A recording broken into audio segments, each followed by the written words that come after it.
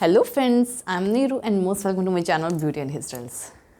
Friends, आज मैं आपके लेके आई हूँ कि अच्छे मेकअप आर्टिस्ट बनने के लिए क्या करना पड़ता है। देखिए, डेफिनेटली जो प्रोफेशनल काम करते हैं उनमें ना एक स्किल आ जाती है। वो स्किल कैसे आती है? एक स्किल मतलब प्रैक्टिस करने की स्किल, स्किन को समझने की स्किल, प्रोडक्ट को यूज़ करने की स्किल। ये भी एक स्किल है। जो आजकल के जो मेकअप होते हैं ना, और जो पहले के मेकअप होते थे, वो बहुत ज़्यादा अलग होते हैं। जो पहले जब मेरी मैरिज हुई थी उस टाइम जो मेकअप किया था, जो मैं यानी कि मैंने करवाया था, और जो मैं आज मेकअप करती हूँ उसमें बहुत ज़मीन आसमान का फ़र्क है। बहुत ज़्यादा फ़र्क आ चुका है मेकअप्स में। तो इसी वजह से मेकअप आर्टिस्ट का अलग से कोर्स भी होता है। अब मेकअप आर्टिस्ट, एक अच्छा मेकअप आर्टिस्ट कौन होता है? देखिए, मेकअप आर्टिस्ट में ना कुछ क्वालिटीज़ होनी चाहिए कि, और ये भी बताऊंगी कि आपको स्किल डेवलप कैसे करनी है। ठीक है ना? कि कोई भी अपनी जो मेन सीक्रेट होता है ना, वो कोई किसी को देता नहीं है। सबसे पहली बात ये है, आप कितने भी अच्छे इंस्टीट्यूट से कर लो, कितने भी अच्छे इंस्टीट्यूट से कर लो, लेकिन ना कुछ सीक्रेट्स जो आपके अंदर ही होते हैं, उसके आंसर ना आपको अपने अंदर से ही मिलते हैं। ऐसा भी होता है। तो एक अच्छा मेकअप आर्टिस्ट वही होता है कि अगर वो एक स्टेप कर रहा है, अगर हम एक स्टेप मेकअप का कर रहे हैं और बाय चांस उसमें मिस्टेक हो गई, सपोज़ कीजिए कि मैं कोई स्टेप कर रही हूँ और मुझे लग रहा है कि कोई मिस्टेक हो गई। मिस्टेक कैसी? अरे, फाउंडेशन लगाया और मेकअप ड्राई हो गया। तो आपको क्या लगेगा? फेस पे ड्राइनेस फील होने लग जाएगी, फाउंडेशन फटने लग जाएगा। इसमें क्या होता है कि हम घबरा जाते हैं। घबराना नहीं है। एक अच्छा मेकअप आर्टिस्ट वही है जो एक स्टेप में ही अपनी मिस्टेक को पकड़ ले और दूसरे स्टेप में उसे करेक्ट कर दे। ऐसी मेकअप में ऐसी कोई मिस्टेक नहीं है जिसे करेक्ट नहीं किया जा सकता, चाहे वो कितनी ही बड़ी मिस्टेक क्यों ना हो। ठीक है ना? एक सेकंड टिप ये है कि अगर कभी कभी क्या होता है ना कि हम बिल्कुल स्टेप बाय स्टेप, ये पता है क्या कब होता है? जब हम बिगिनर होते हैं ना, जब हम मेकअप सीख रहे होते हैं, तब हमें ना ये होता है कि बिल्कुल स्टेप बाय स्टेप ही चलना है।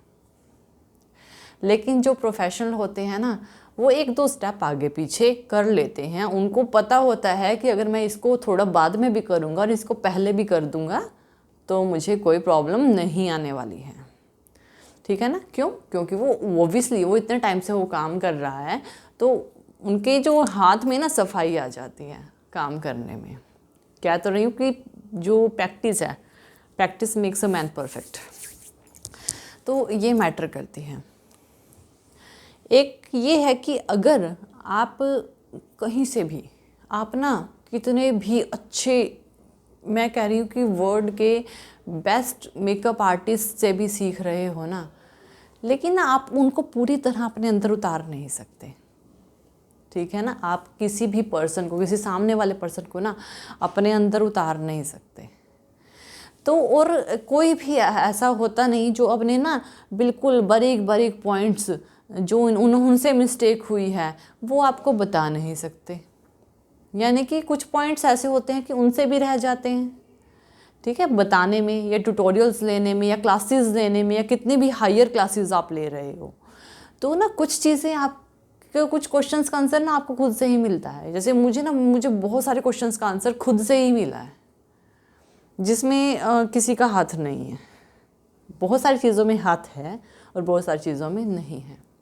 मेकअप में बहुत सारी चीज़ें मैंने खुद से ही सीखी हैं, बहुत सारी चीज़ें। वो कैसे सीखी हैं? अब आप ये कहोगे कि मैंने सर्च किया, मैंने पढ़ा, मैंने ऐसे किया, मैंने ऐसे किया। ओबियसली सर्च भी करना ज़रूरी है, पढ़ना भी ज़रूरी है, देखना भी ज़रूरी है, कौन कैसे काम कर रहा है वो भी देखना ज़रूरी है। लेकिन क्या होता है? प्रैक्टिस। जब आप प्रैक्टिस करते हो ना, तब आपको असली चीज़ों का पता लगने लगता है। क्योंकि जब आप फर्स्ट टाइम मेकअप करोगे ना, आप खुद को ही भूत लगने लग जाओगे। ये कैसे, तो भूत का मेकअप कर दिया ऐसे ही होता है। और जब आप सेकंड टाइम करोगे, third time, 10th time, 20 time makeup करोगे ना, आप देखना आपको ना खुद की मिस्टेक्स खुद से ही पता लग जाएंगी और उसको करेक्ट कैसे करना है ये भी पता लग जाएगा। यानी कि ना अगर आप खुद पे प्रैक्टिस करो और खुद ही मिस्टेक देखो तो आपको अपनी मिस्टेक खुद ही पता लग जाएंगी। बहुत अच्छा है, पढ़ो, देखो, जानो, ट्यूटोरियल्स लो, ज़रूरी हैं, ठीक है ना, लेकिन काम आपने करना है, कोई और काम नहीं करेगा। आप कहीं क्लासेस ले रहे हो, आपने 6 मंथ का क्लासेस ली, मैं तो कह रही हूँ आपने प्रोफेशनली क्लासेस ली, आपने 1-on-1 क्लासेस ली, ठीक है ना, वो कब तक आपकी मिस्टेक बताएंगे? 1 मंथ, 2 मंथ का कोर्स किया है तो 2 मंथ बता देंगे, 6 मंथ का कोर्स किया है तो 6 मंथ तक बता देंगे, लेकिन उसके बाद क्या? एक्चुअली जो प्रैक्टिस है ना उसके बाद शुरू होती है कि जब आप 6 मंथ का कोर्स करने के बाद जब आप खुद पे काम करना शुरू करते हो ना, उस टाइम आप खुद पे काम नहीं करो, उस टाइम कोई और आप पे काम कर रहा है।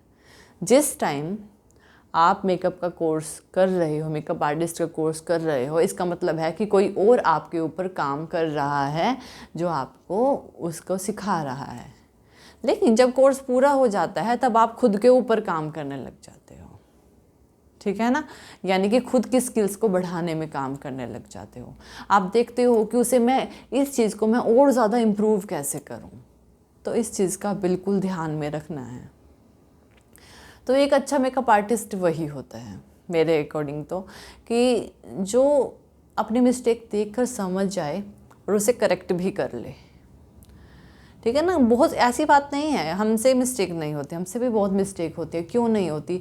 कभी कभी चाहे हम मुँह से लाइनर लगाने में भी कई बार हैंड टिल्ट हो जाता है, बहुत बार होता है, ठीक है ना, हैंड टिल्ट। लिपस्टिक लगाने में भी कई बार हो जाता है। लेकिन जब क्या होता है ना, जब आप प्रैक्टिस करते हो तो जब हम स्टार्टिंग होते हैं ना तो हम ऐसे होते हैं, लेकिन जब हम प्रोफेशनली काम करते हैं ना, 1 बार 2 बार 10 बार 20 बार 100 बार, तो आपका हैंड स्टिल हो जाएगा और फिर वो मूवमेंट नहीं होगी, यानी इस तरह की मूवमेंट नहीं थी। जैसे बच्चा होता है ना, बच्चा, छोटा बच्चा जब वो चलना सीखता है, चलने से पहले वो पहले अपने आप ही पड़ लेटे लेटे ही खिसकना सीखता है, फिर वो अपने टांगों से यानी कि हाथ पैर तीनों चारों से चलना सीखता है, धीरे धीरे खड़ा। यही चीज़ होती है, यही होता है स्टेबिलिटी, हैंड में स्टेबिलिटी आ जाना। जब मैंने अपना फर्स्ट मेकअप किया था ना, मेरा फर्स्ट मेकअप जो पार्टी मेकअप था, जब मैंने वो फर्स्ट टाइम किया था तो डेफिनेटली मुझे बहुत ज़्यादा डर लग रहा था, और लेकिन उसके बाद नहीं लगा। उसके बाद क्विक रिस्पॉन्स आने लग गया मेरे हैंड से, यानी मेरी स्किल निकल के आने लग गई। ऐसा क्यों हुआ कि फ़र्स्ट टाइम मैं किसी और, यानी फर्स्ट टाइम ऐसा काम कर रही थी जिसकी मुझे पेमेंट लेनी थी, तो ऑब्वियसली मैं चाहती थी कि उन पे काम अच्छा जाए ताकि वो फिर से मेरे पास आए। तो टाइम लगता है, तो हर चीज़ को टाइम लगता है, तो आप घबराइए मत, और प्रैक्टिस ही इम्पोर्टेंट है। ट्यूटोरियल्स सुनने के लिए ज़रूरी हैं, माइंड में रखने के लिए ज़रूरी है, लेकिन प्रैक्टिस स्किल के लिए ज़रूरी है। देखिए, आप 12th करो, 10th करो, B.Tech करो, M.Tech करो, PhD करो, एक टाइम के बाद ना ये सब कुछ ख़त्म हो जाती है। ऑब्वियसली आपके हाथ में सर्टिफिकेट तो आ जाता है, लेकिन स्किल नहीं आती। लेकिन स्किल एक ऐसी चीज़ है ना, जो आपने एक बार कर ली ना, वो कभी नहीं जाती। स्किल ना आप मरने तक भी याद रखते हो। स्किल एक ऐसी चीज़ है। कारपेंटर जो होता है ना, जो कारपेंटरिंग का काम करता है, यानी कि ये वुडन का काम करता है, लकड़ी का काम करता है कारपेंटर, तो वो जो होता है ना, वो स्किल है। हर एक पर्सन जो किसी चीज़ का काम कर रहा है वो स्किल्ड है, लेकिन जॉब कर रहा है ना, वो स्किल्ड नहीं है।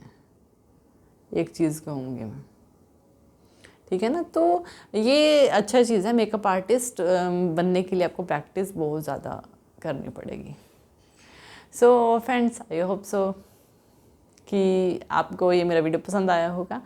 तो थैंक यू वीडियो देखने के लिए। और ज़्यादा अपडेटिंग वीडियोस के लिए आप मेरे channel beauty and hair styles पर मुझे सब्सक्राइब कर सकते हैं। Thank you friends, good bye.